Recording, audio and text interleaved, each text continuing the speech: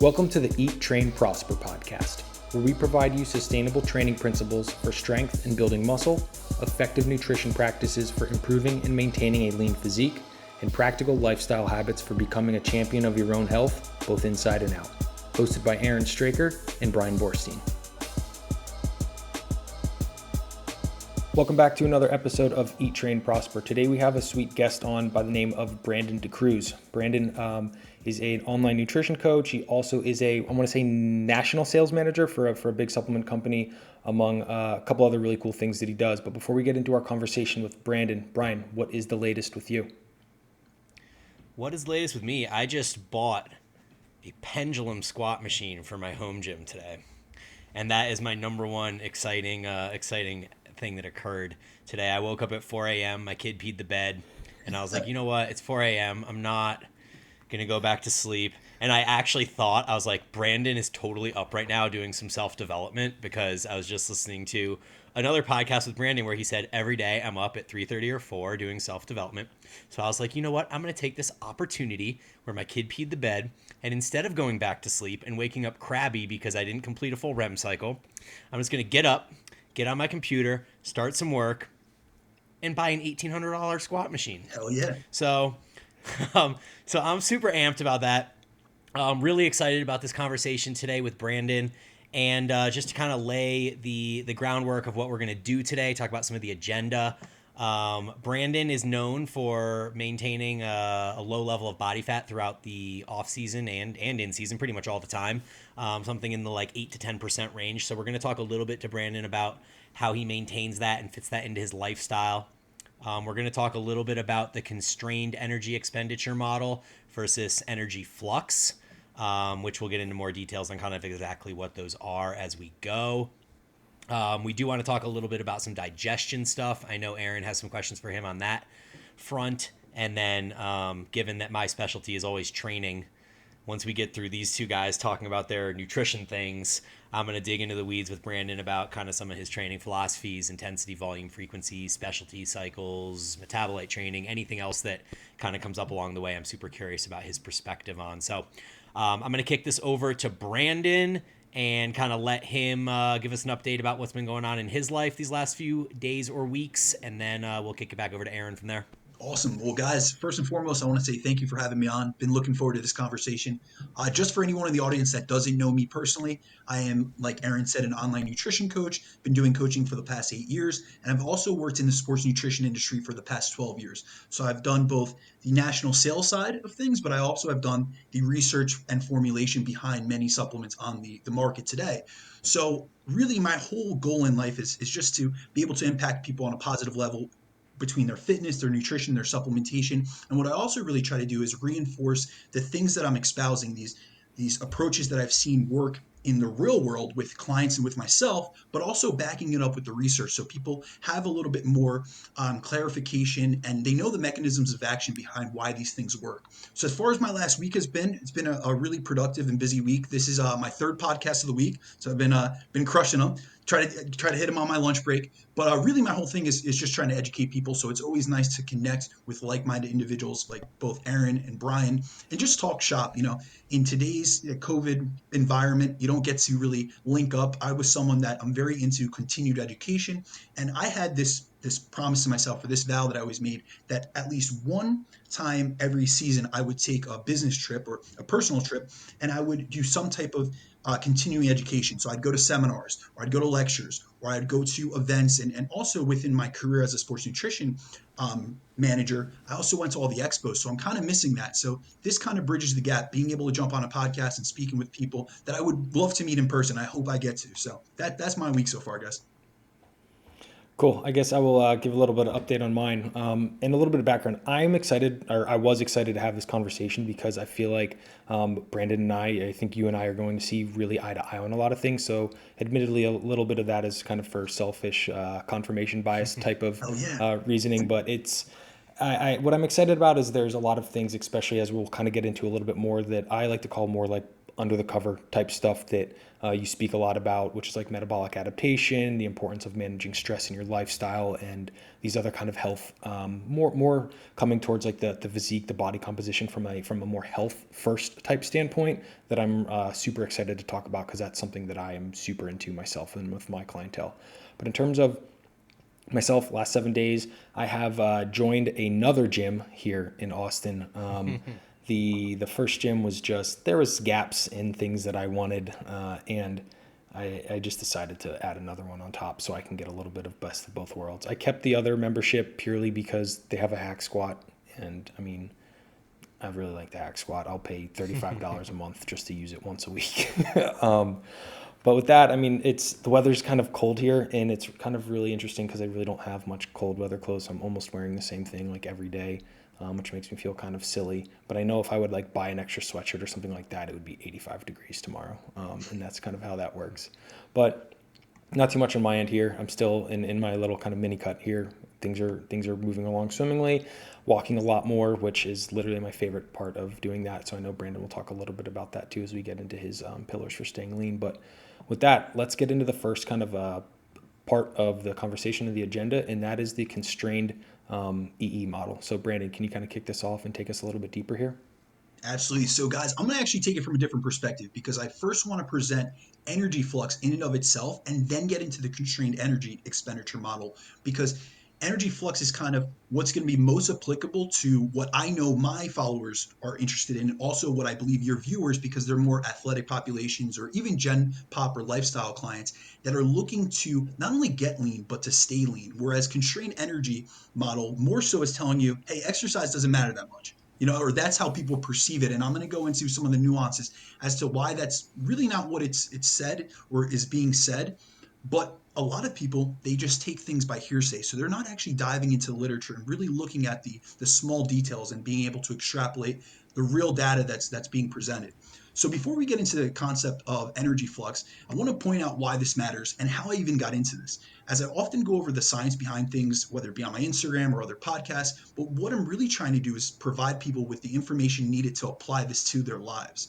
So body weight regulation is something I've always been interested in, especially when it comes to maintaining fat loss. So like we'll speak on later, I'm very fond, or me as a person or as an individual, I'm always trying to stay lean year round. That's just something that has suited me. And I have a lot of clientele that come to me with the same goal. So one of the biggest contributing factors to body weight regulation and fat loss maintenance is our levels of physical activity, which is why I constantly talk to my clients and on, Instagram or Facebook about NEAT levels and trying to get them into a high flux energy state, especially after finishing a fat loss phase. So energy flux, for anyone that doesn't know, is essentially just our energy turnover. So this includes the amount of calories we consume and how many we expend through activity. And the goal is to get into a state of energy balance where expenditure and intake are evenly matched. So this concept is something we've known in fitness for quite a long time, because a lot of people are trying to maintain that state of weight balance. And whether that state has been achieved at a high or low flux state is essentially based on how much activity you do. So, for example, if you were to achieve weight loss or fat loss in a low energy state, you'd essentially be doing that through a low caloric intake coupled with low activity levels. This is often the situation we see with people after a diet, as their calorie intake has continued to drop lower and lower due to their metabolic rate slowing as a result of adaptive thermogenesis, and then their activity levels have slowed or lowered as well due to the effects that metabolic adaptation has on our NEAT levels and energy in general. Now, on the flip side of the coin, if you're in a high energy flux state, you'd be maintaining your weight through essentially eating more and being more physically active, which is allowing your calorie intake to be much higher than it'd be in a low energy flux state, as the increase in activity is keeping you at energy balance, so you're able to stay lean at a higher maintenance level of calories. So basically, how I look at it is energy flux is just the rate of energy movement through the system.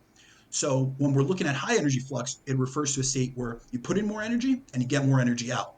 And then for low energy flux is where you put less energy into the system and then you get less energy out, which is why what we see amongst most dieters who eat less and burn less as a result of metabolic adaptation. So basically, the biggest difference between these two states of high energy or low energy flux is the amount you're eating and the amount you're moving.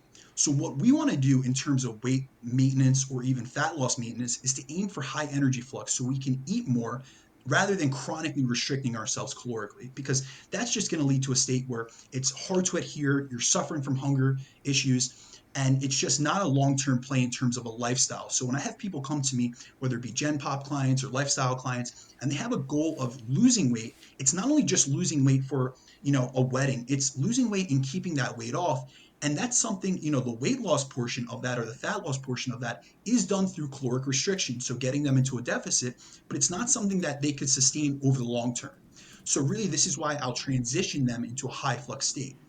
Now, one thing I do want to hit on, because I feel a lot of people overlook this, is that high energy flux can be achieved in one of two ways. But it's important to note that high energy flux always includes eating higher intakes, which is something I'm pointing out because I want to, I'm going to bring this back to the constrained energy model later. So just keep in mind, high energy flux, always going to be eating more. So the first scenario, which is the more ideal scenario that you could be in high energy flux, is when you have high physical activity coupled with high calories, which would be achieved by relatively lean individuals at healthy body weights for them.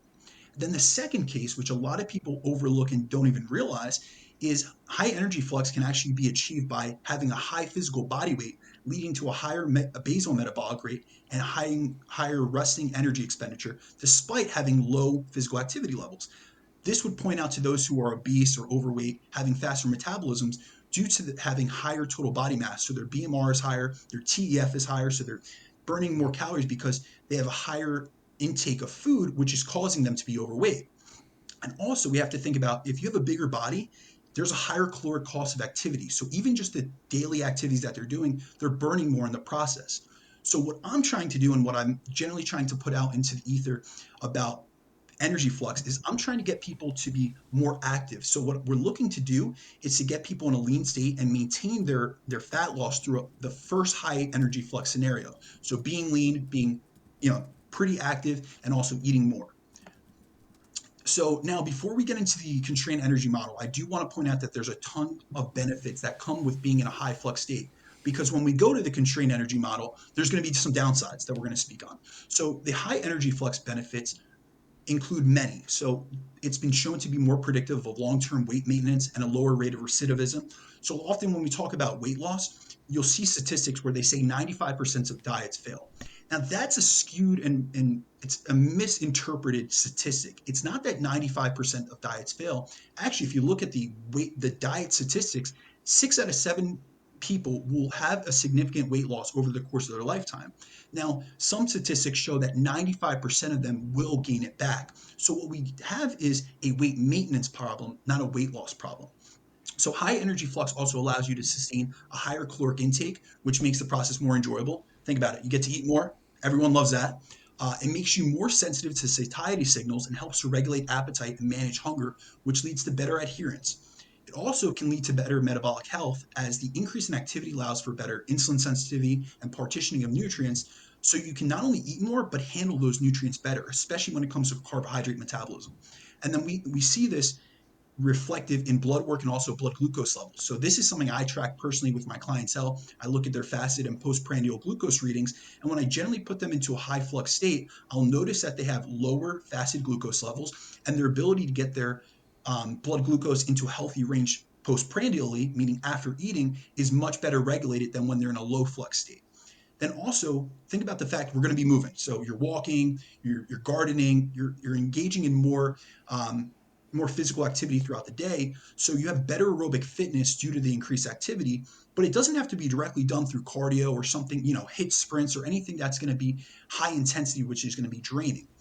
And then with, that high energy flux state also comes improvements in blood pressure and resting heart rate. So we see all these things that are benefits of high energy flux, which is why I want to get it past, I didn't say in any of those benefits that it's for caloric expenditure. Now, is that a side effect of high energy flux? It is, absolutely. It's going to allow you to have higher expenditure, which leads to higher intake, but there's so many benefits that go far beyond that. And then, I also want to hit on a few studies that look at the benefits of high energy flux, because I can tell you guys this stuff, but if there isn't research to reinforce it, I can be just looking at an N of one, meaning the hundreds of clients I work with and myself. But also we've seen this in free living studies and other clinical trials, which really look and are able to extrapolate why we're seeing what we're seeing. So are you guys familiar with the Amish by any chance? Yeah, I'm from Yeah, a Pennsylvania. little bit. Yeah. Hell yeah. All right. So, Aaron, have you been to Lancaster? Of course. All right. So, I'm from New Jersey. Lancaster is an area a few hours away from me. Lancaster is Amish country. So, the first study that I want to look at is by Bassett et al., and it was in 2004. So, this is for anyone that's not familiar with the Amish, they pretty much choose not to live in modern day society, and they use very few of the conveniences that it brings with it. So, they're not watching television, they're not driving cars, they're walking places and using horse and buggy, they're doing manual labor. And this study specifically wanted to look at the benefits of their lifestyle. So they looked at 98 subjects living in an Amish community. And the group was pretty much 50-50. So I believe there was 53 males and 45 females. So it's a really good population average. And then researchers provided them with pedometers and activity questionnaires and then ranked them according to their activity level. Now, keep in mind, most of the people in an Amish community are manual laborers. So most of the men are either like farmers, woodworkers, construction workers, and builders. And then the women are homemakers, but they do a lot of things by hand. So we're not using dishwashers and vacuums, like they're sweeping and they're doing things by hand. So they're very active. Now, the study showed that Monday through Saturday, the male step counts average between 20 and 22,000 steps per day. And then on the female side, their step counts averaged at 15,000 steps per day. And now on Sunday, which is their only day off from work where they go to church and stuff, they still average 10,000 steps per day. So we could see that they're really never inactive because most of the days are either spent manually working or walking to and from each other's houses and to other community activities. So they're very into it's a communal type of environment where they do a lot of things together. They really, it's very reminiscent of like early agricultural societies. So here's the kicker. The males were at an average of 9.4% body fat, and they had a 0% prevalence of obesity. Now, the females, keep in mind, the females do a lot less activity, but they were at an average body fat percentage of 25% and had 9% prevalence of obesity. Now, let's compare that to statistics of America. We're looking at 2 out of 3 people being obese and overweight. So we're seeing a massive increase in terms of obesity and body fat percentages as compared to this community. So obviously there's a difference in the level of activity and labor that's done between males and females, but both genders are lean and healthy as a result of having such high energy flux. Now, the one thing I do want to hit on is that this study didn't directly track caloric intake. So you might think to yourself, well, they're doing a lot of activity, maybe they don't eat a lot.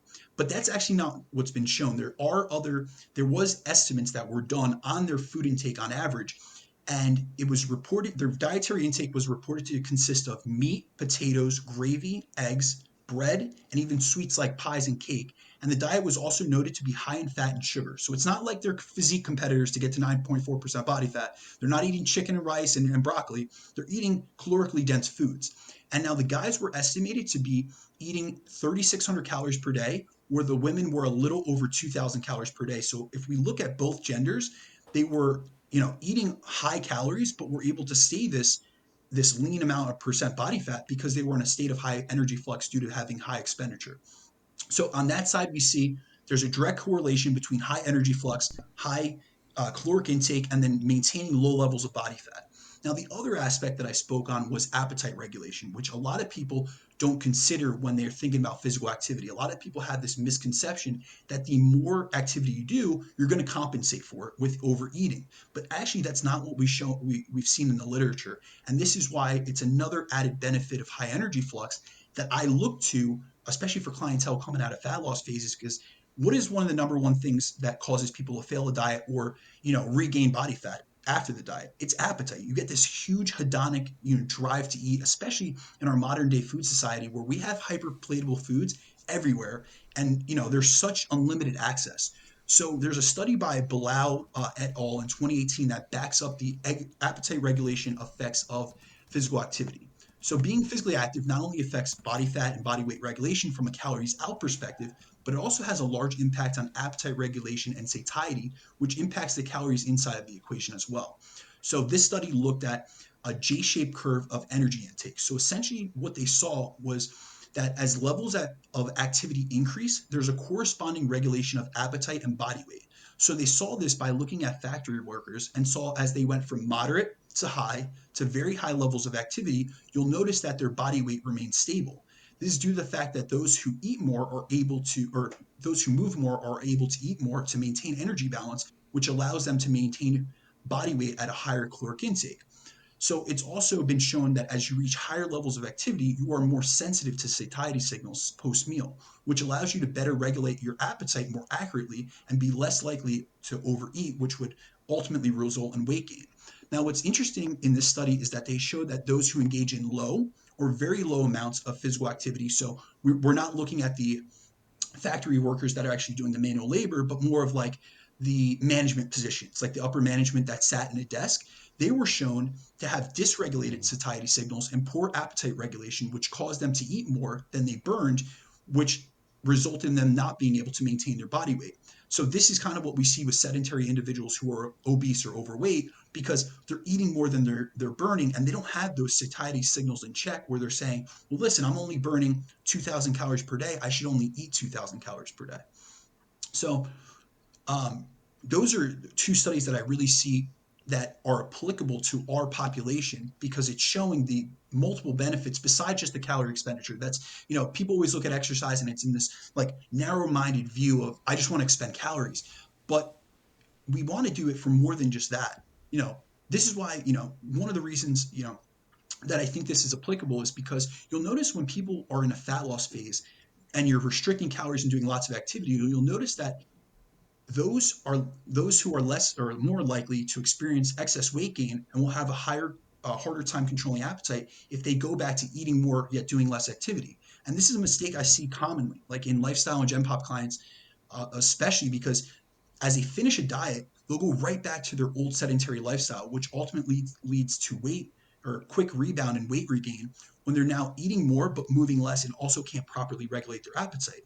Whereas we see in our communities, like within the fitness space, whether it's just people that diet for their career as fitness professionals or competitors, that these individuals will approach the process in a much different fashion. They'll reverse diet and they'll remain lean while titrating up their calories, as these individuals always remain active throughout the process of both dieting and afterwards as well. So it shows the role that pretty much taking a higher energy flux approach where you have more physical activity and you're maintaining that or increasing that as food increases has on your ability to regulate appetite, regulate body weight, maintain body fat in check. Whereas for those that take a different approach and go more of a low energy flux, they ultimately end up regaining weight and unable to maintain that fat loss, which is, no one wants to do that. No one wants to just, diet for 12 weeks, lose all this ton of fat, and then a few weeks later rebound and gain it all back. Because that's something we see. And unfortunately, that's why diets get such a bad rap in today's society. Yeah, So, I mean, you obviously just went on for a really nice little chunk of time and summarized that really, really well. One thing I do want to do is kind of just back it up a little bit to that Amish study. And it's really, really cool because it's something that when you kind of started talking about it, it seems because there's a lot of conversation, especially around like, okay, shifts in maybe genetics over the past however many decades, or shifts in, even like evolution type stuff in a small degree. But here we have a subset of the population, right, who do exist in obviously today's modern Western civilization. But what is different is they're almost like a parallel culture, right? They don't partake in basically the cultural norms of the United States of the type of groceries we buy, what we do with our activities, how we spend our leisure time. And then we have this, the subset of the population who has zero incidence of obesity through literally just living a lifestyle that is not conducive to a modern day culture, what is really, really cool. The one thing I did want to point out there that you kind of talked about is the women, of course, have a higher body fat percentage. I think the average you said was 25. Mm-hmm. That's kind of normal. That would be maybe equivalent to Absolutely. like a 13 to 15% body fat percentage in males.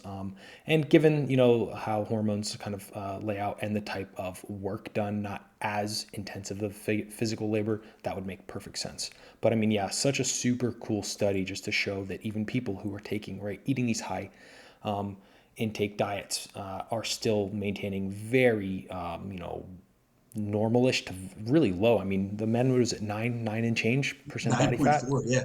I mean, that is shredded basically Absolutely. for being people who aren't actually like resistance trained populations. And the one last kind of point I wanted to talk about there, they're cooking and preparing basically all of their own meals, which is a large Everything. aspect of that as well. They're not getting your microwave meals, your meal prep company stuff that's like significantly higher in lower quality oils or different things like that. Like they're cooking everything home cooked meals, and it's just a testament to so much of the issues people run into are representation of shifts in our culture and society, not so much your hormones or your genetics.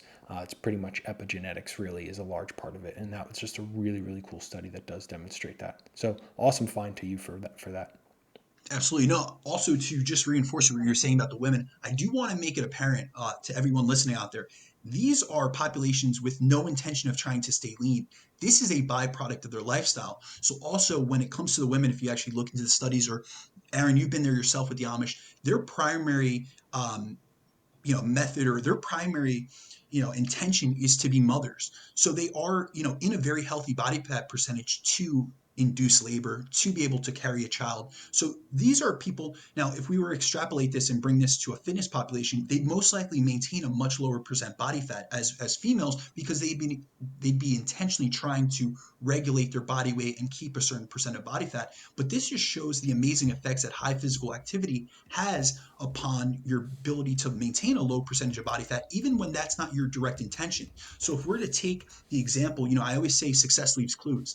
So if you were to take the example of the Amish and now propose it onto those that are in the fitness community, or just want to better their overall fitness and their health, with the implementation of supplementation, with modern day gyms. Remember, these guys are not doing any direct exercise. So there's no exercise activity thermogenesis. It's all essentially neat. It's their labor and it's their daily movements. Now, if we were to take them and put them into a gym, you can only imagine the results they'd sustain, with that type of daily activity. It's almost like when you look at, I'll tell you myself personally, I've worked with a lot of construction workers.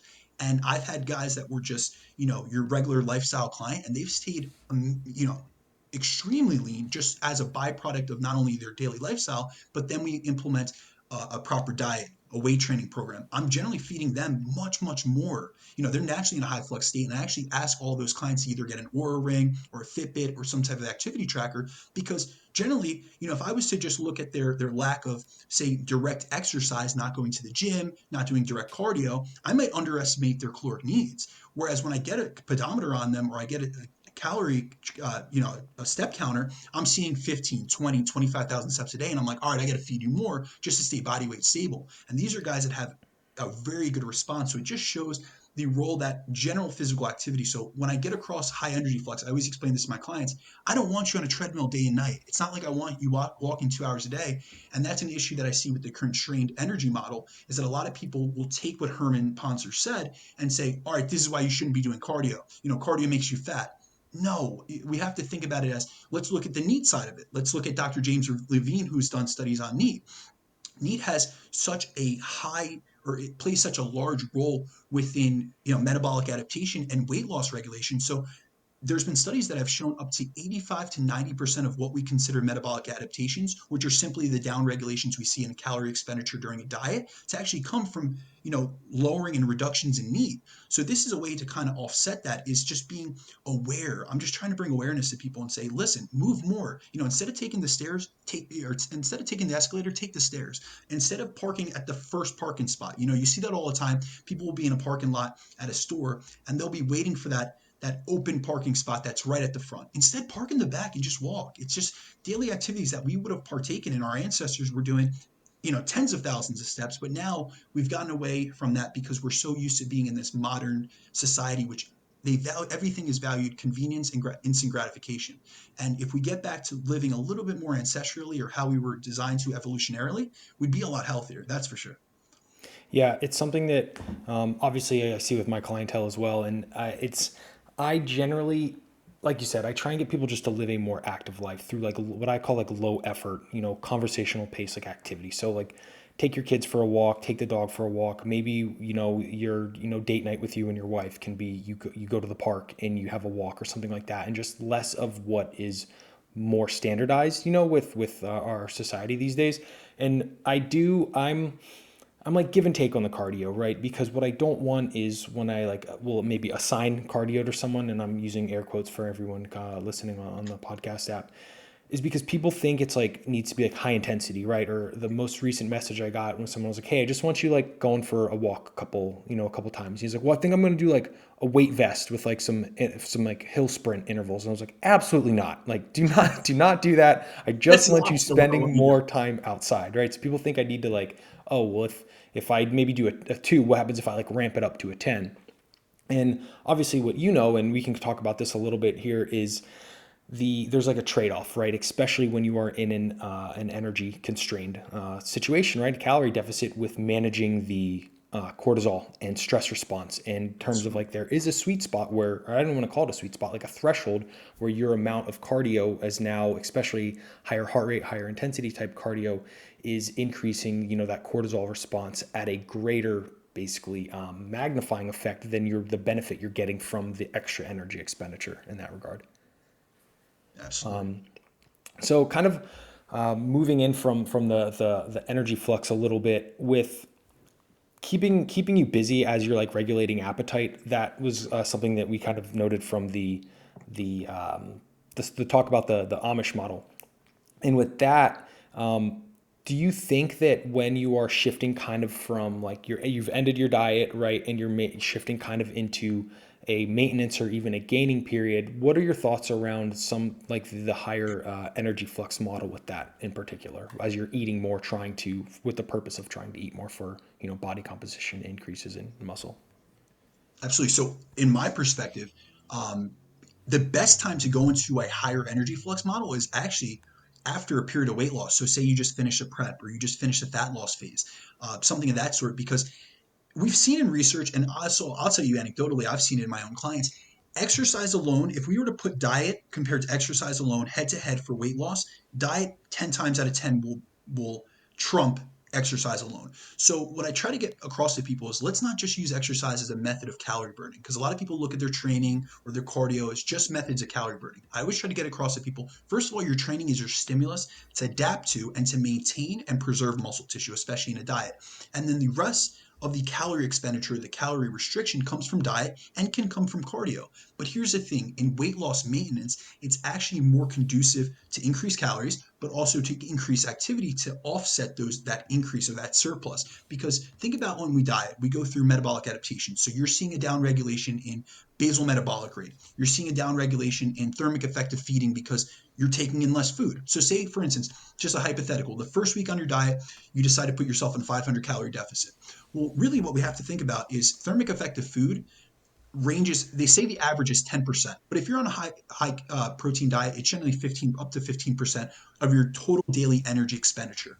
Now let's just take the 10%, which is the average population. If you were to put yourself in a 500 calorie deficit the first week of a diet, you're actually in a 450 calorie deficit because you lost 50 calories from that intake that you dropped.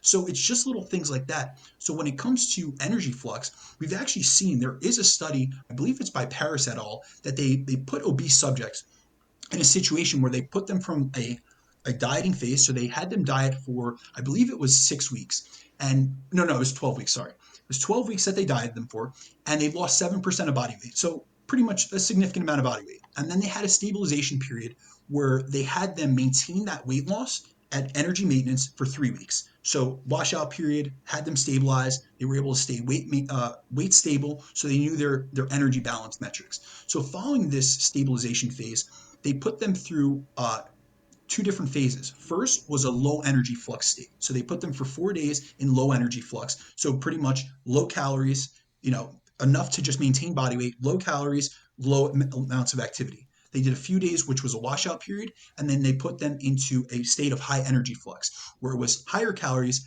and higher activity levels.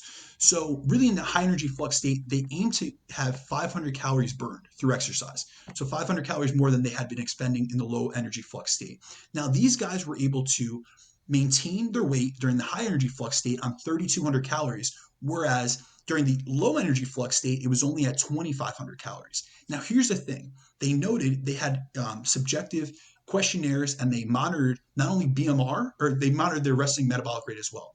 So they had subjective questionnaires during both states, and it was shown that during the high energy flux state, guys experienced better higher satiety and lower hunger than they did in the low energy flux state, despite being on energy balance both times. So they did not gain or lose weight. So pretty much they maintained their weight in low energy flux. They felt more hungry, less satiated.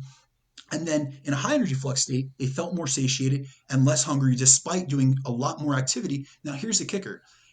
When they measured their resting metabolic rate during the low flux state, it was lower than it was in the high flux state. So that's just showing an adaptation that the body's making to higher, increased food intake. And then also we have to think about they bumped up their calories 700, so they're getting more thermic effective feeding. So not only were they had a higher resting metabolic rate, first of all. Second of all, higher thermic effective feeding, higher energy expenditure, more energy to perform that activity, better satiety signals, better appetite regulation, and they felt better. So when we think about that, let's extrapolate that to our clientele. What would you rather? Would you rather have, Dan at 2,000 calories maintaining weight, or Dan at 3,000 calories maintaining weight? I would rather have Dan at 3,000 calories. I'll tell you, because he's going to Yep. be much more adherent. He's going to be able to follow the process, and he's going to be much happier. So my whole thing is, we live in a society of abundance. We have to think about that. Everywhere you go, there's food accessibility and availability. Now, if I have clientele that come to me and they're in this low energy availability state where they're in low energy flux, they're not moving a lot, but they're not eating a lot, they're going to be much more susceptible to falling off the plan. They're going to overeat, they're going to suffer from weight regain. And that's why we see these weight loss statistics that show failures, is because they're in an environment of abundance, yet their lifestyle is indicating that they need to stay in restriction.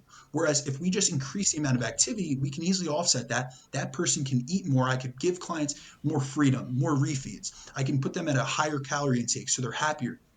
Libido is better. So we're able to undo a lot of those metabolic adaptations, especially when it comes from a dieting state, because what's been shown to increase or to offset a lot of the metabolic adaptations is getting back into a state of energy maintenance. So being at maintenance calories, but increasing those calories is only going to help that process. So instead of being at 2,000 calories and being restricted and suffering mentally, physically, and energetically, you get them into a higher energy flux state where they're able to eat more, they're moving more, and they're going to be more likely to stick to the plan and have more long-term success, which is always, ultimately my goal.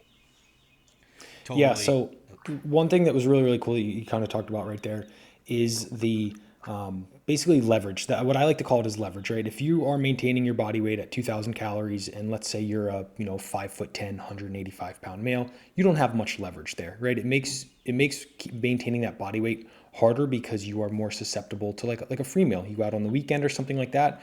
Any kind of higher variation is going to have a higher impact because your total energy availability is lower. Your metabolic rate is lower. So basically, just by increasing the basically daily calories that you can maintain your weight on, it gives you leverage, which is a very kind of underreported and under really appreciated aspect of the higher energy flux model that you just explained really, really well. Can you guys hear me okay? Yeah. You are Okay, back. cool. We've been trying to jump in for like 20 minutes, and I feel like there was something wrong with my video and it was affecting my audio, so I couldn't actually say anything. I was like over here like guys. So anyway, all good. I'm back. I think I heard most of that. So I agree, Brandon, that the high flux situation, from what I've noticed in my life, I tend to move a lot and eat a lot as well, and I've noticed all of the things that you said. Kind of one of the things that I actually wanted to bring up, and you talked about the Amish study. That was going to be something I was going to talk about in contrast to the Hadza study. Mm-hmm. Because if for anyone that doesn't know, the Hadza study was done by Poncer, which is the same guy that did the constrained energy model, I believe. Same person. What? Same person. Yep. Yeah, same person, right. And I believe the Hadza study was a year after the constrained energy expenditure model. And essentially what he did was studied this tribe in South America that was doing somewhere between like 20 and 30,000 steps a day as they kind of forage and try to track down their food and all these things. The difference that I think the main difference that was highlighted between the Hadza study and the Amish study, in that they were both extremely active populations, is that the Hadza did not have a sufficient food supply. So they were doing all of this activity, and the adaptation that occurred as a result of that was that they remained small as a population. Like physically, they're small people.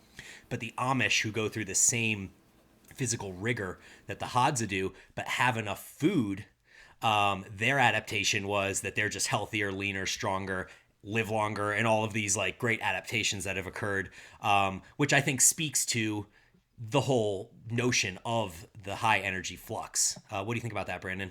Yeah, so let's dive into the constrained model of energy expenditure because some of the people in the audience might not know what that is. So as Brian hit on, there's a model that was proposed by Dr. Herman Ponzer, and he's an evolutionary anthropologist. So he looks at things a little bit differently than we would. So he's not studying, modern day, people that it would be more applicable to us. So kind of how I juxtapose this is when we do research studies on hypertrophy training and you take untrained populations, we generally can't, some people do, but a lot of times we also have to think about there's some context within that. We can't apply that to extreme experienced trainees. So volume thresholds, intensity thresholds, say proximity to failure. A lot of times we really can't utilize that and say, well, a beginner can be 5 RIR and be fine, but if I gave that to someone that's been in the trenches 10 years, will they respond in a hypertrophic outcome?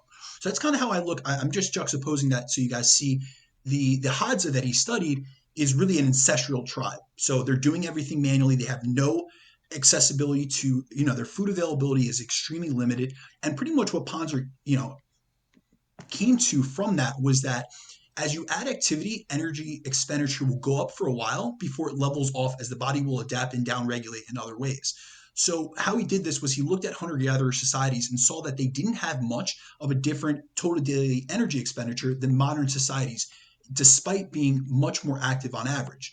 Now, his model of constrained energy expenditure implies that when you get to very, very high levels of physical activity, your total daily energy expenditure will level off as your body will downregulate other aspects of energy expenditure. So he actually doesn't point out exactly what aspects of energy expenditure. His proposed thoughts were that it would downregulate some of this, it's not going to make sense, but first he thought it would downregulate your resting metabolic rate. Now, if you're losing weight as a result of such high activity, we know that to be the case because that's been proven in metabolic adaptation studies.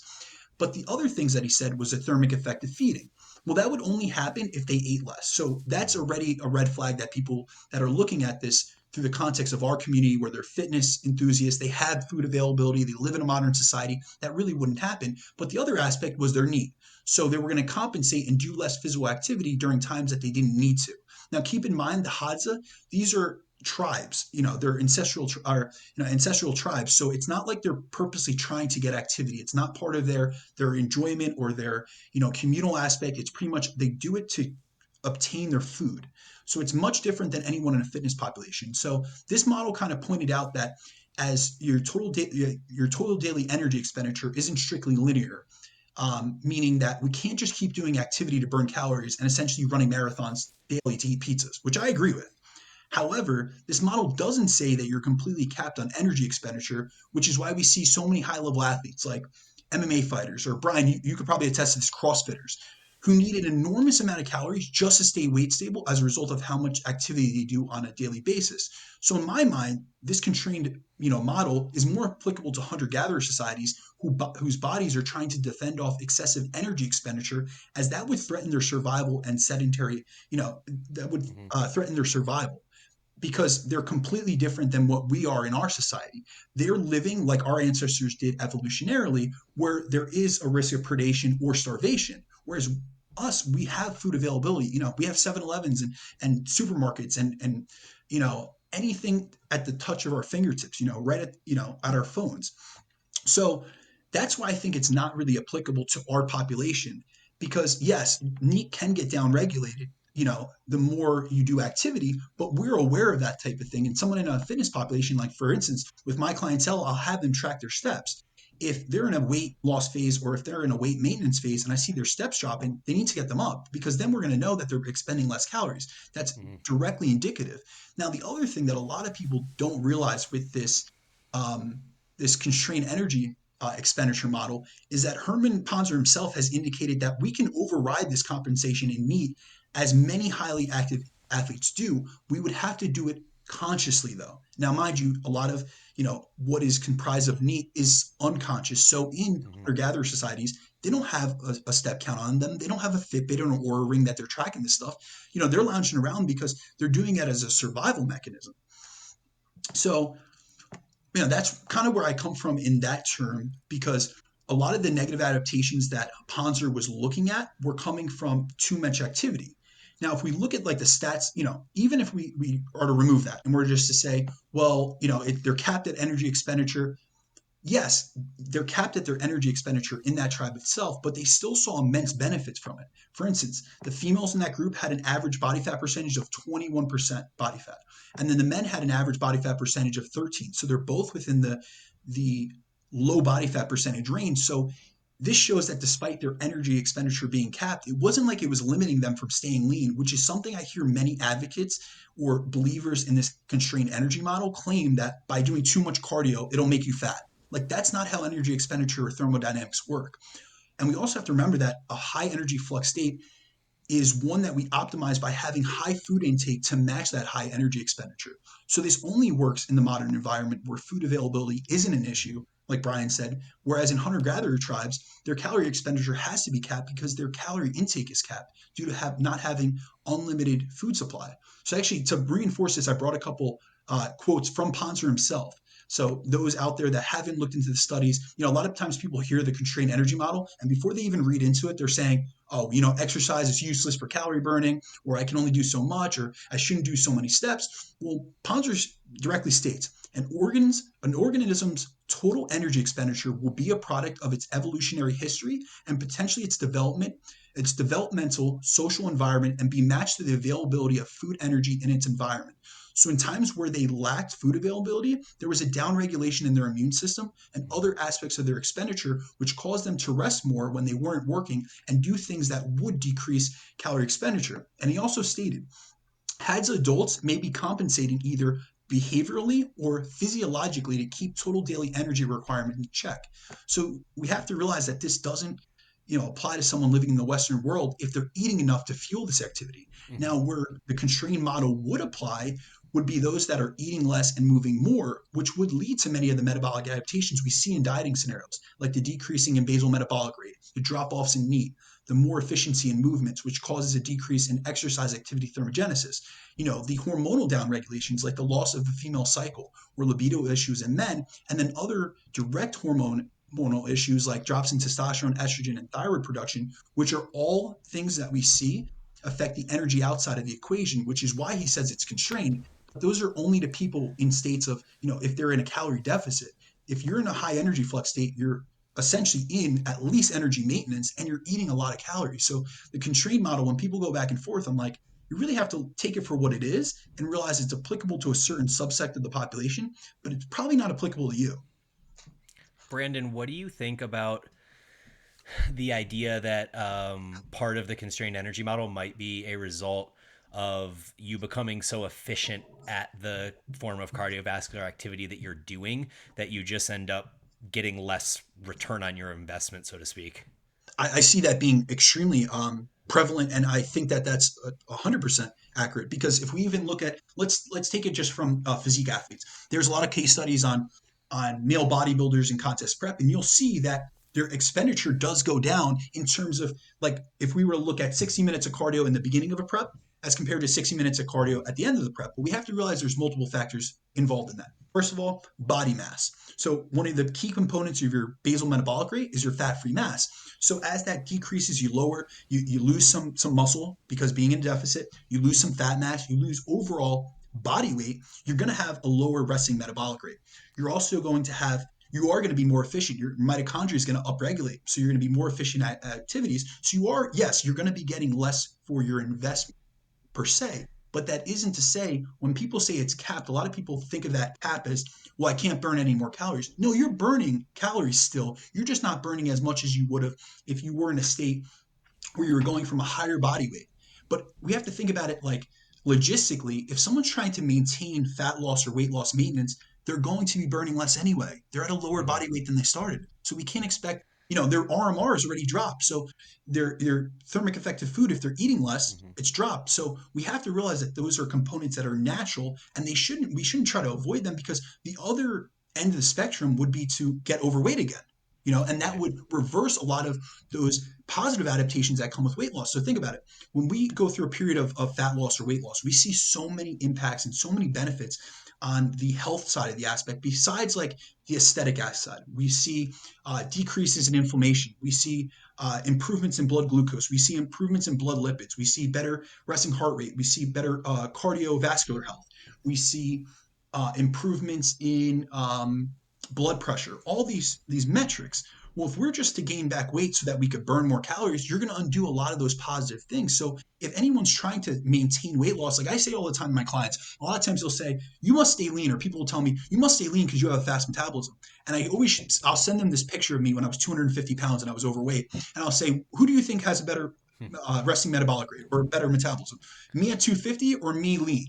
And they always think the lean version. I have a much lower metabolism. I was able to get away with much more food. But what did that food do? It led to having increased adiposity or body fat.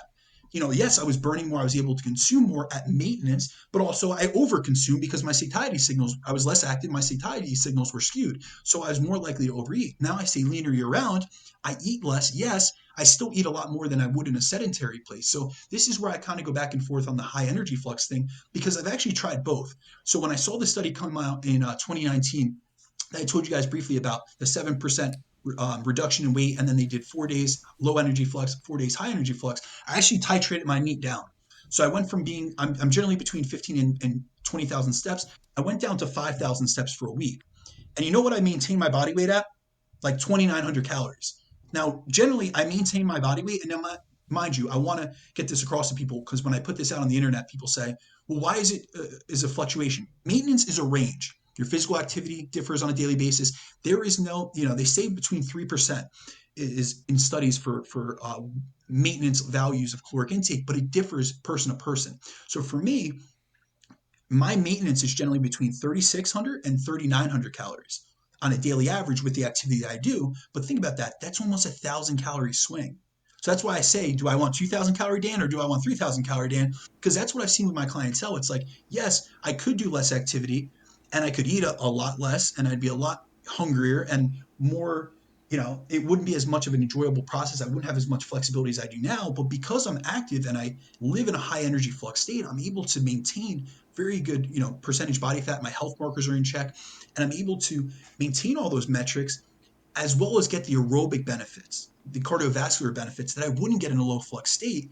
And I'm able to eat more. So there's all these other additive benefits besides the caloric expenditure aspect of it, which is why I think people are kind of nearsighted when they only look at, or they'll come back and they'll say, well, what about the constrained energy model? Well, what about it? Do you want to live in restriction or you want to live in excess? The HODs that don't have an option to be in low energy flux or high energy flux, they're not in high energy flux. They're in high activity, low intake. What I want you to be in is high expenditure, high intake. So it's completely juxtaposing. Agreed. One quick question for you, Brandon, because you just said what your approximate maintenance calories are at that activity level. Can you just give the listeners like approximate height and body weight so they can kind of tie those two together? And Yeah, activity level. What's your activity level too? so I'm approximately 6'2". I range between 210 and 215 pounds. And my activity level is generally 15,000 steps per day. There are, on weekends, I'll generally hit 20 because I like to, me and my girlfriend will go on hikes. I'm very into like outdoors activities, but generally 15,000 steps per day is an average. Cool. Perfect. Well, I think that's a relatively clean transition into some discussions about training. So you and I had an interesting conversation on DM where I was like, "Hey, dude, how come I never see any training videos from you? You're always just posting a picture of flexing and being like, done with the workout for the day," and I'm like, "Where's the proof?" No, but seriously, one of the things that I'm always curious about is how people train. I'm very curious about the way people move. Like, I think that if nothing else, like I look at the way people move and I make like an immediate judgment, like not like I'm judging people, but I make an assessment of the care that person takes in their movement. And so I find that as like, a first impression type thing. Like when you walk up to someone you've never met before, how you make an immediate impression of them. That's kind of what I look like, how I look at people when they move and how they squat and how they press and these different things and the care that they take in their movements. But I never see that with you. And I'm sure that you have great care taken in your movements because you have the physique to show for it. But I would love to just hear, very briefly, I have additional questions too, but to start off, some basics of the way that you look at kind of volume, intensity, and frequency in your training, and then if you tend to align with any of the maybe like common methodologies that are out there, and I would just throw like, fortitude training or max OT or RP, like volume titration. What if there's any philosophies out there that you kind of align with in your training? Absolutely. So before we get into this, Brian, we got to hit on why I don't post my training. So as I get into, I'm up, like Brian mentioned early in the podcast, I'm up between 3:30 and 4 a.m. every day. I'm in the gym by 6. So that's my only time. I work 12 to 14-hour days. I run 2 businesses. So it's really the only time that I put on a podcast. I shut out the world. I actually put my phone on airplane mode and I don't answer anyone. There's no emails. There's no text messages. There's no notifications. And that picture right after my workout, that's when I start turning my phone back on. I start seeing notifications. So I don't portray, especially now, in today's day and age, because of my schedule being like that, I don't spend time recording sessions or anything. And really, training has become such a personal thing to me. And also, the other aspect of that is I really try to educate on the nutritional front and don't talk about training as much because I've met a lot of people that train hard. And training is not what's limiting their progress. It's their shitty diet. And that's just being honest with you guys. I see a lot more people and as my career within this, as I've developed, I've gotten more and more people that I'm working on the Gen Pop and lifestyle side. And so, yes, training has become, um, you know, more of a focus, but at the same time, I primarily came up through the competition circuit. So I was mainly training physique athletes. So these guys train their asses off. Most of what I was doing with their training was implementing deloads and pulling them back instead of, allowing them to run themselves into the ground. So a lot of times I focus on the nutritional aspect because I think that's one of the bigger levers that I could pull with a lot of people and that I could impact them in a positive way. But as far as training is concerned, I will say that I have tried every methodology you could think of. I have done fortitude training.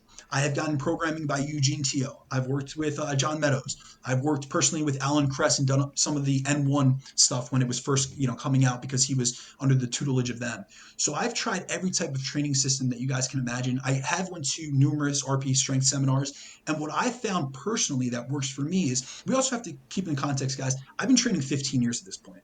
I'm an advanced lifter. My physique is, I don't want to say it's capped out because I never want to put that out into the universe and have that cap me. But what I'm going to say is I see progress less and less these days, and it takes a lot longer time. So, and I think that all of us on this, this podcast can relate to that. I'm sure there's a lot of other people that can as well. So at this phase, I'm really looking at how I set up my training is based on specialization cycles.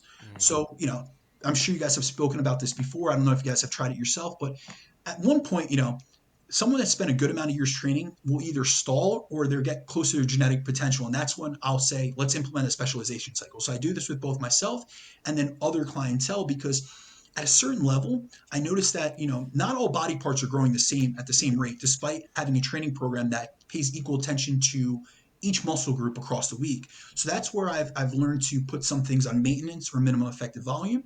And then I titrate volume up or intensity up on other aspects. So for instance, right now I'm doing a chest and arm specialization cycle. So my frequency on chest and arms is much higher than anything else. So if I was to do just a blanket approach and you ask me, what are my general training thoughts? My general training thoughts are between an RP of 8 to 10 for most sets. So I want people training close to a proximity of failure, but not every set. Really, I might do, a top set at an RP 10 or, 0 RIR. I'm just using these terms because a lot of people, that's what they relate to. But really, I'm trying to take it to the house. I want a failure set. And then I'll do a back off set that might be 1 to 2 reps left in the tank. And I'll have most clientele, on a general perspective, hit each body part twice per week. I've found that increased frequency has become much better for doing quality volume rather than just smashing yourself one time with that, standardized bro split. But at this point in my training career, I do have certain body parts that I put on 1 time per week. And then I have other body parts like my chest that I hit 3 times per week. But it's through the course of a mesocycle. So right now what I'm doing is I'm doing chest 3 times a week, and I have titrations and volume to one movement. So each week I'm going up one set per one movement. So in actuality, in the full week, there's three increases or three sets that I'm increasing. So I'm going very similar to the RP model. I'm going from minimum effective volume all the way to I don't go to maximum recoverable volume because I'll usually end my mesocycle before then, but I'll get high right up to the upper range of my maximum adaptive volume. Just the reason I don't go to maximum recoverable volume is that I've seen that, especially in my chest, because I have torn my pec before, I'm more predisposed to injury. So once I really, because I'm still trying to maintain that intensity, and I don't do the standardized, start with ROI of 4 and then work your way up to ROI of 0. I'm going from 8 to, RP 8 to 10 the whole time. And generally, I'm increasing weight week to week. So it leaves me a little bit more predisposed to injury when I get to those higher volume thresholds, but I'm pushing more weight, more reps, and I'm still trying to induce progressive overload throughout the course of a 5 to 6 week mesocycle. So right now, what I'm doing is chest 3 times per week. Legs are hit at once per week. Back is hit at once per week. And those are at minimum effective volume. So sometimes I will put a body on maintenance volume, but very, very infrequently. It would have to be a really strong body part that I knew I wouldn't lose anything from. Plus, I just don't like training in that low of a volume spectrum.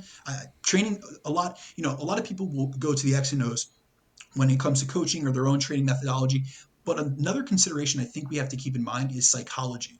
I'm someone that likes doing more. And a lot of times I have to reel myself back in. But if I'm not enjoying the program because I'm only able to do one movement a week for a specific body part, that's not worth it to me. So also it has to be some type of enjoyability and something that I'm going to stick to. And adherence and consistency are more important than any other programming aspect that you could throw in there. So chest is hit at 3 times per week, back delts, legs are hit at 1 time per week, and then I hit arms actually 5 days per week, and I do it as a finisher. So I'll do more metabolite work, and the reason I do that is that recently I've noticed some issues with my elbows. So what I'm trying to do is stick within that 15 to 25 rep range and do what's essentially called pump sets, which comes from fortitude training. So it's 60 seconds or less rest. Some days will be BFR, some days it's kind of like you just have fun with it. There are programs, each day is a different movement for biceps and triceps, but it's less, it's not neurally fatiguing, it's not taxing my central nervous system. There's no high weight or low rep ranges, and that have found to be really well for me. So I'm actually in the third round of this mesocycle progression. Like I said, generally it'll last 5 to 6 weeks before I take a 1 week deload, which for me, deloads, people do it 100 different ways. Generally what I'll do is I'll do 30 to 50% of the volume of my previous week. I'll just cut back down just to lower systemic fatigue. I won't take anything to failure. Really, I'm just trying to get blood in there. I'm trying to partition nutrients and make sure that I still get that upregulation, especially post-workout, because I eat my largest bolus of carbohydrates post-workout. So I want that GLUT4 translocation, into the cell, and I want to, leverage that. But my training sessions, if they're average 75 to 90 minutes, those deload weeks, it's like 45 minutes or 50 minutes, and I'm in and out.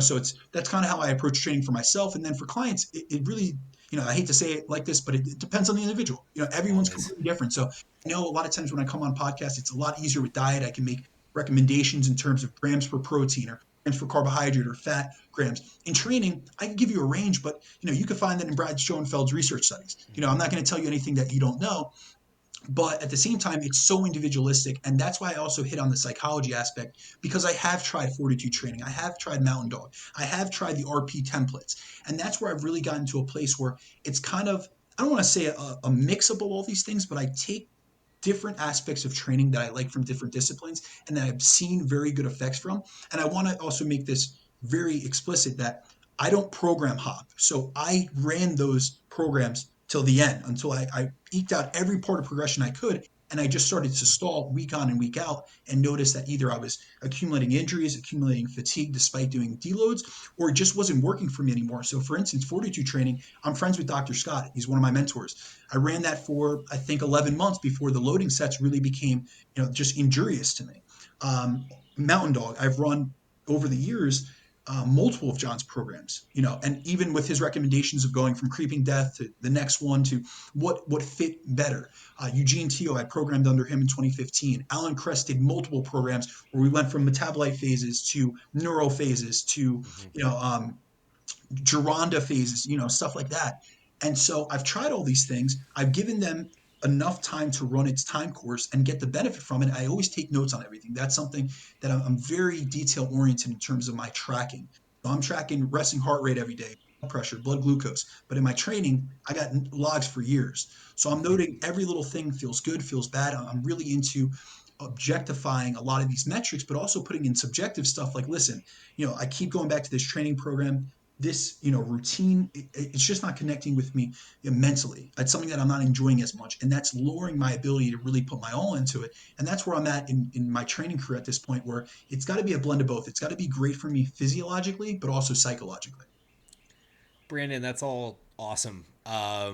Just to give the listeners a general idea, what are your maintenance or minimum effective volumes, so to speak? Like, how many sets are you doing on that 1 day a week where you do your back, your legs? How many sets are we doing for quads, hams, and back on those days?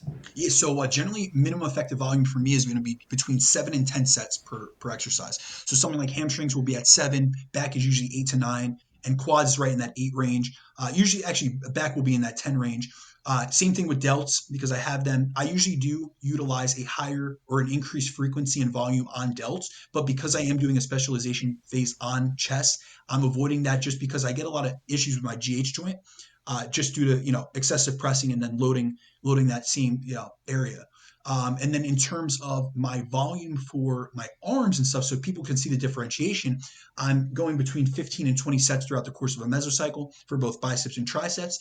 And then I'm starting my chest work at 14 sets per week and progressing to 22 sets per week. And now why I say that's not into the maximum recoverable volume is I've went through the spectrum, man. I've done 35 working sets per week on chest, but I do want to put the caveat, it was a specialization cycle just focusing on chest. So my overall volume was spread differently. So really what I look at, especially when I'm programming, whether it be for myself or other clients, is we have this bucket. We have this bucket of volume essentially that we could allocate. And for me, I generally see it between 80 and 120 working sets per week for the average person. So if I'm taking a third of my volume to chest, if I was doing 35 sets, that means I got to back down everything else. So at this point, I don't progress chest up as much. And that's what allows me to keep my back, my legs, my delts at minimum effective volume rather than at maintenance volume, which would probably be in the 4 to 5 rep or set range. Do you we were talking about this the other day on the podcast, but there's like these two kind of camps that in the way that you count volume, and I find this really relevant. Where you have like the old like 90s bodybuilder who would go like 15 12 10 8 6 and count that as 5 sets, even though the set of 15 was with 135 and the set of 6 was with like 315. So the early sets aren't really creating any inroads into fatigue. They're more like warm-up sets, and you really just have like 1 or 2 top sets in that sequence. And then you have the way that kind of I've been doing it for a while, where I have 2, 3, 4 progressive ramp up sets where the goal is to keep fatigue super low. You're doing like 2 to 8 reps per set, like super low effort, and then the goal is to prepare yourself for what will be a series of top sets, like say 2 to 4 work sets at a given weight. I'm guessing you align more with the latter, but I'd be curious on that. Absolutely. So I am only counting my actual work sets, which are within that RP of 8 to 10. 8 to 10. So I'm close to failure. Yes, I do have ramp up sets that are put in my program, but like you said, I do the same type of thing. I think we all used to make the mistake that, or I'll speak for myself. We used to make the mistake that we, first of all, counted sets that didn't count, but, so we counted them to our overall volume. So I'll tell you in previous phases, years ago, I used to do 60 or 70 working sets for back, but how many of those were working sets? When I look back at my logs, I'm like, all right, 40 per week were working sets. I was doing back 3 times a week, so maybe 13 sets per session of actual working sets. But in my mind at the time, I was doing 60 or 70. Right. It's all, these are kind of like nuances of things. And some people will say they're semantics, but I do think it's important to be specific in how you count these, especially when you're speaking with clientele. So it is work sets. So it's out, it's outlined in my program, and so for instance, at the beginning of a mesocycle for chest, I'm going to be doing 2 days at 5 working sets per session and 1 day at 4. And then as we titrate up, it's going to be, the next week's going to be added one, and we're going to increment up. But at the end, when I'm only doing 22 work sets at the final week of that mesocycle progression, it might be 7, 7, 8. So it's never like I'm doing excessive amounts of volume on one particular day. And that's something I've found worked for me because I'm looking for volume across quality volume across the week, not total volume per session, just because I found that during those latter sets, say I get into, a lot of people will train 15, 20 sets for a singular workout. Well, I'm taxed by set 10 and I'm Yeah, useless. yeah. So what are we really considering those work sets? Yes, you're hitting that 8 to 10 RPE because you're so systemically fatigued that you can't push anymore. But how is that load progression looking? Are you able to progress in reps or weight on a week to week basis? No, because you're so fatigued. So why not just pull back some of that volume from that particular session? Instead of doing it once per week, let's just divide it twice per week, 10 and 10, and get some more quality work. You're able to, first of all, execute much better because you're in a less fatigued state. You're able to load more progressively, so you're able to tax the muscle through mechanical tension. So for me, it's more quality over quantity, which is why I say that I do titrate up volume, but it's not to excesses, because I do see people take the RP model and they'll be going 30 sets for every body part, and it's like, Right. dude, now you're doing 200 working, quote unquote working sets per week, but how many of those are high quality? Yeah. Like, you're getting such little stimulus per unit volume, and that's my whole thing. I want as much, with all my clients and with myself, I'm trying to do the least amount of work and get the most reward from it. Now, here's the thing: as we get more experience, you need more work to put in a stimulus, or to adapt to the process. So we have to slowly titrate that up. But more work could look like more reps, better execution, better biomechanics, better movement selection. It doesn't have to just look like more weight and more volume. So I really try to look at it from a different context. It's more about quality than quantity. I think the biggest problem with the RP model is just that from week 1 at MEV to week 4 at MRV or whatever it is, you're literally like doubling or tripling the amount of time that you're in the gym, like you kind of alluded to, going 100%. from like 80 to 200 sets or something like that, which not only doesn't, I mean, it would only work if your whole job is to train, but even then you're kind of just like, is that the most optimal route for me?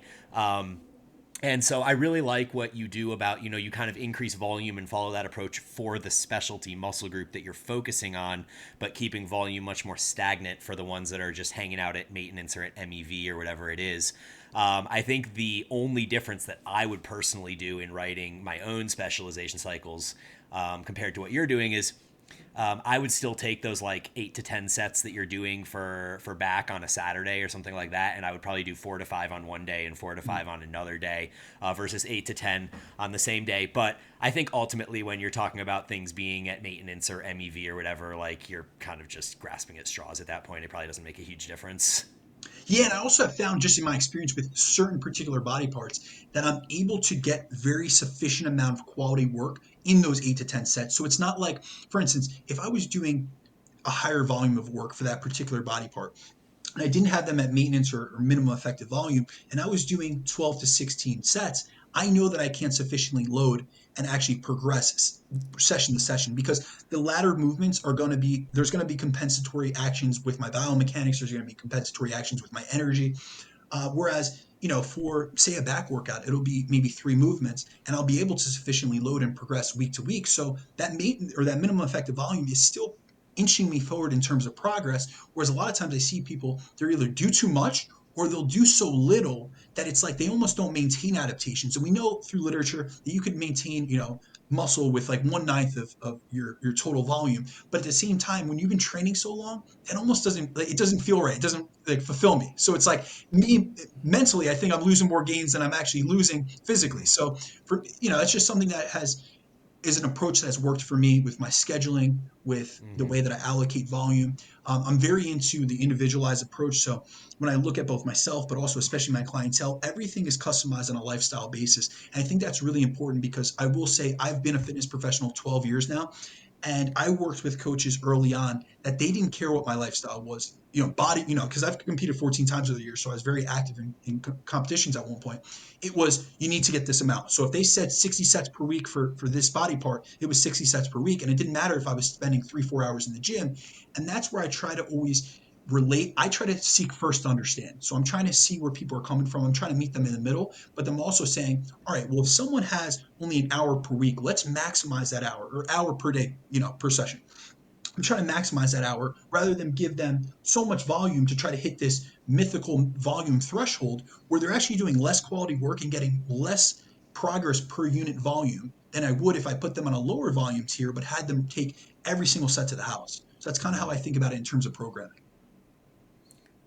Totally agree, man. I think that's awesome. I think we had some productive conversation there, and I'm sure we can continue this a little more on your podcast in a couple weeks. Hell yeah. Aaron, what you got left, man? So first thing is, Brandon, I want to be respectful of your time. So I know we're about like an hour and 15 minutes now. Do you have a little bit more time to talk some digestion, or do you want to kind of follow up with a part two? Yeah, guys, if you guys are good, we can do a little digestion talk. Okay, cool. Let's get into it. So digestion personally is something that I am finding myself.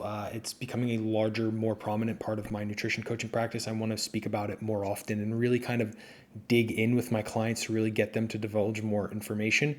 And I feel like from a kind of like a bodybuilding hypertrophy standpoint, a lot of people think that it's not like either that important or it's like really normal to be like regularly gassy or to have like, a few bowel movements that are like really, basically loose or sloppy, per week. And I just wanted to kind of get a little bit pick your brain on that with, your kind of check down of how you will kind of address digestive issues when they come up with your clients or just some of your kind of big rocks per se with paying attention to digestion or the importance it plays in your, metabolism function for, maintaining a lean physique and body composition and that such.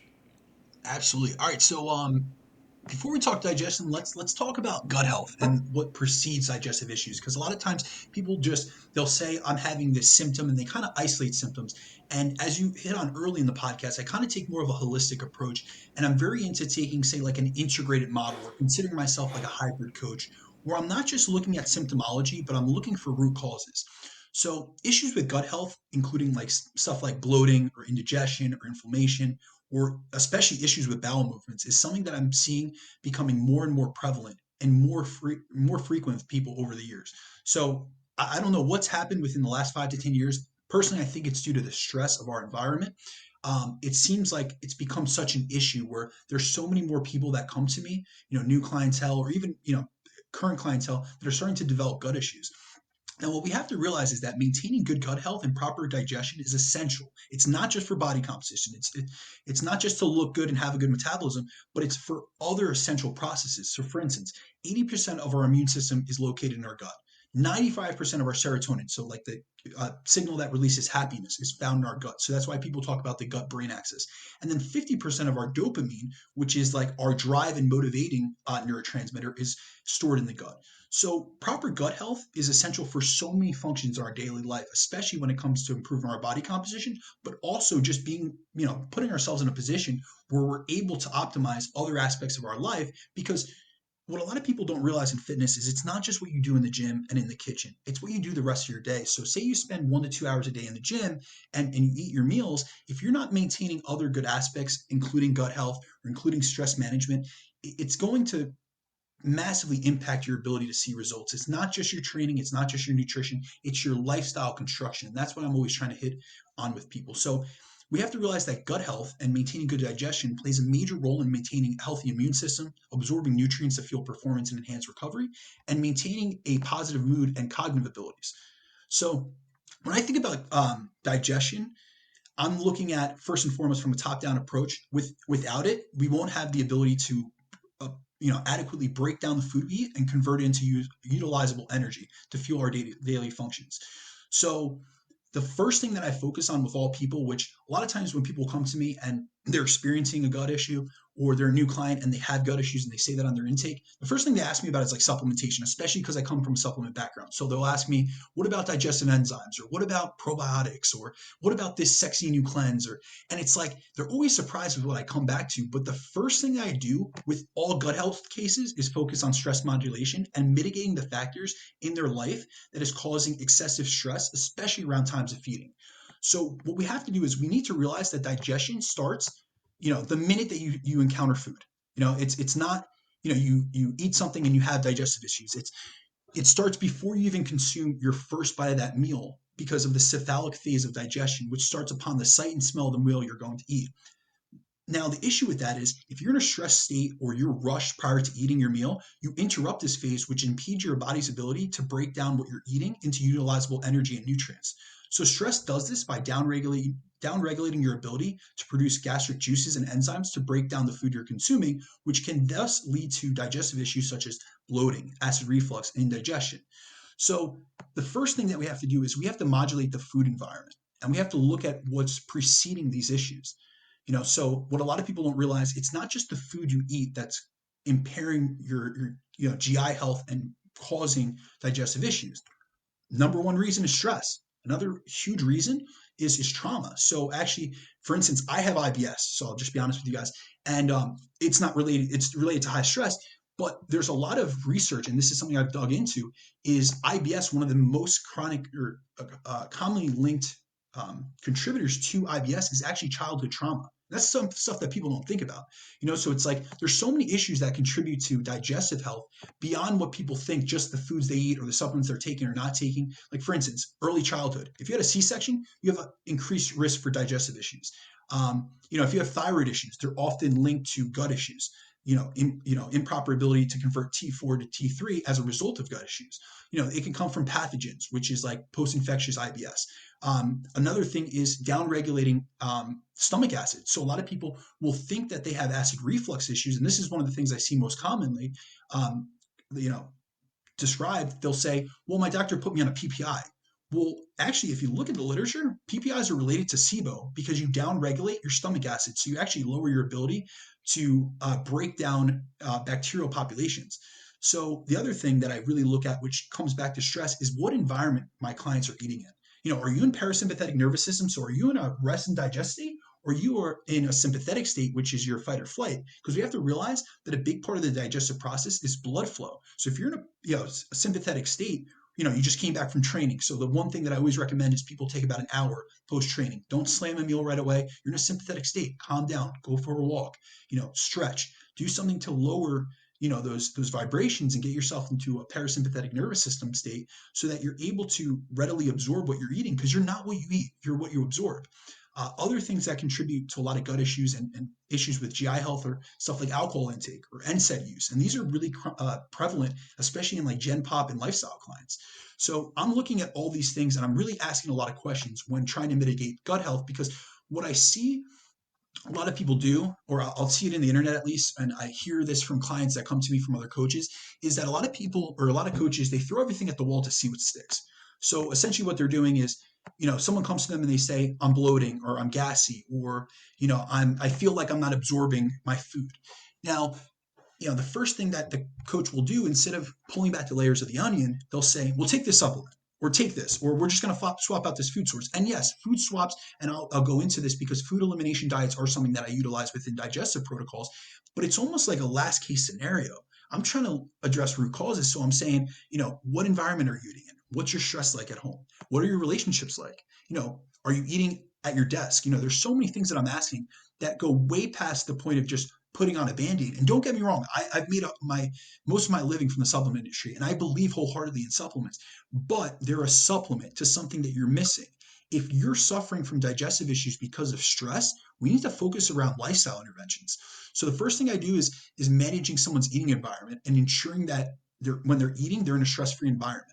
So a huge thing that helped me personally, and I know have helped clients as well when I pass this on to them, is that you do not eat in your work environment. So for instance, if you're working in an office, don't eat at your desk. That's a state. If you're getting emails from Karen and she's stressing you the hell out, then you go to eat a meal, it's going to impede your digestion. So that's a big thing. People working at home, I always suggest my clients that work at home, go to a different room, allocate, just like they say. It's very funny because I often look into sleep research, and there's a concept called sleep hygiene. So what you do surrounding your sleep environment, your sleep habits, and the window in between, time that you should be getting yourself down regulated and ready for sleep and going to bed. Well, all sleep researchers always say one of the most important parts of sleep hygiene is that the bed is for sleep and sex.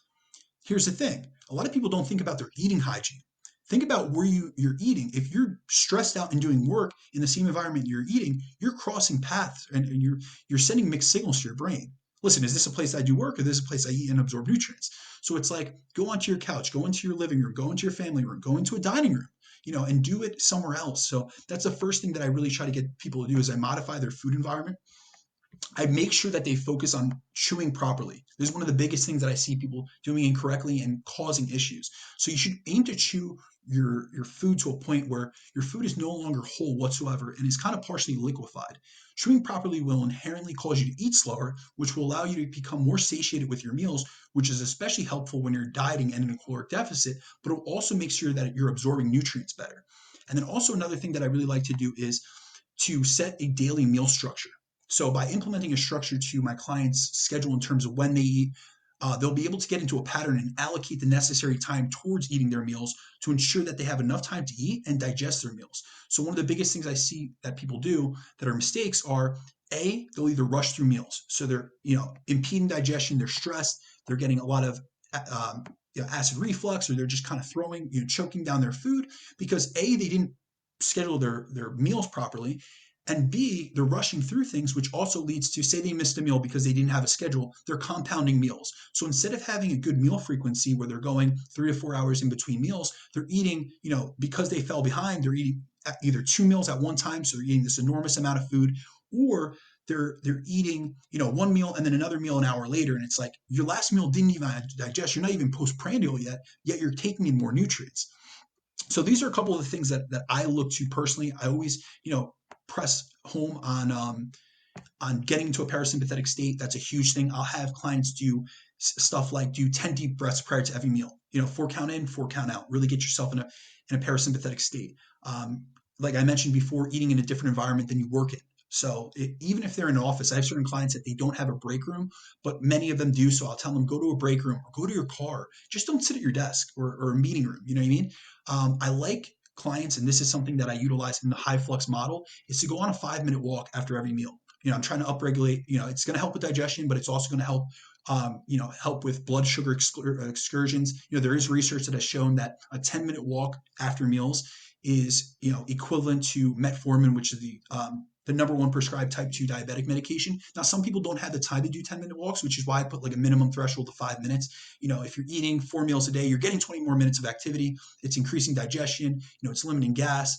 It's doing a lot of things, and it's also getting you those steps and keeping you more active. And another thing is, like I hit on earlier, is that physical activity helps with satiation. So what I see a lot of people suffering from, I see this link where people are dieting, so they're eating less calories, yet they're having digestive issues, which they normally didn't have when they were eating at higher levels of food. And the reason is, first of all, they're so starved, they're so hungry that they're scarfing through their food, but they're also not either, so they're not taking the time and they're not getting the satiety signal, so they want to overeat.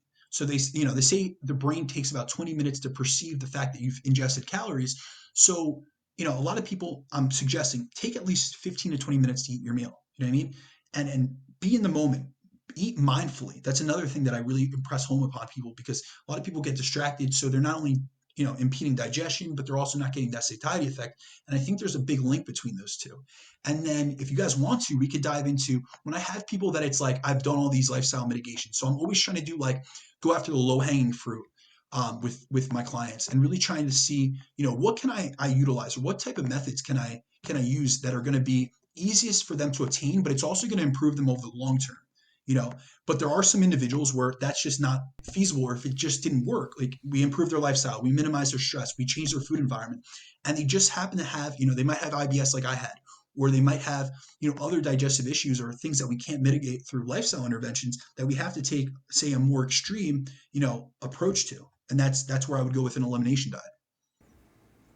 Yeah, I mean, I think you covered a lot of those really, really well. And what I am pumped about is you talked about things that are really less considered. Generally, what exactly you said, people think about, okay, like what digestive enzymes should I take, which probiotic should I take, or I've been taking, this probiotic for 2 years straight now, and how does that work, type of thing. And it's really just people always jump to like what I will say like downstream instead of focusing on what is upstream first, which is like the stomach, even, saliva stuff. And even, prior to that, which you covered a lot around the environment you're eating in, the time you're giving yourself for, and are you eating in a sympathetic dominant nervous system versus parasympathetic. And I think you covered that really, really well. Yeah. So I can definitely attest to the power of walks after meals too. I just started doing that maybe like a year and a half ago, where every time I have like I have snacks too. I don't always try to walk after snacks, but like after a substantial feeding, I'll go take like an 8 to 10 minute brisk walk, and it really does make a huge difference, even to the point that when I overdo it and I have, too much food, too many burgers and fries and brownies or whatever it is, every now and then, if I go take that 10-minute brisk walk right afterwards, it's like it clears any digestion issues that may have occurred. They're just like gone, and I feel great as well. So huge power there. And I know we can continue this conversation forever. I actually have to bounce in like 2 minutes and go pick my kid up from school. But man, this has been so super cool. I can't wait to talk to you more about all this fun stuff. Hell yeah, guys. So any topics? 'Cause I know we had a couple that we didn't hit on, so let's definitely schedule round two, and we can go over all the other questions. We could dive into elimination diets, staying shredded year round. I know you guys wanted to talk on, Yep. on how to stay lean year round, which is something that I often talk on. Let me rephrase that: not shredded, because that's unhealthy and unsustainable, but I do really promote. I'm a big proponent of living the lifestyle that I promote. So I try to be a walking testament, not only to align with my own values and my ethics, but also to be an example and a leader for all the clients that I work with. So that's something that's hugely important to me. So I love when I'm able to share that on a podcast or through social media, and I'm able to just impact someone. Like, for instance, like the 10-minute walks. I've had a lot of people that have reached out to me that know I do that and have heard me speak on that, or have heard me speak on my activity levels or some of the things I do surrounding meals. And they'll say, dude, that really like hit home with me. It was low hanging fruit, but it was something I never thought about. So I hope that, the audience out here, they were able to pick up on some things, get some knowledge, get some research first and foremost, but they're also able to it's not just about the research. You could have all the knowledge in the world, but if you don't know how to apply it, it's useless. I think the audience got a ton of value, dude. I think this was a really productive episode, and I'm excited to listen back to it. Definitely. So before we hop off, Brandon, can you tell the people where we can find more from you? Absolutely. All right, guys. So the best place to find me is on Instagram at Brandon DaCruz _. And then for any like inquiries, if you guys have questions or anything of that sort, you can DM me or feel free to email me at bdacruzfitness@gmail.com. And I'll link all that up in the show notes. So again, Brandon, thanks for coming on the show. We will schedule a round two. And with that, guys, have a great day, and I'll talk to you guys next week. Thank you so much for listening to Eat, Train, Prosper. If you found this episode valuable, please subscribe or share us with your friends. You can find more from Aaron at strakernutritionco.com and more from Brian at evolvedtrainingsystems.com. Talk to you guys next time.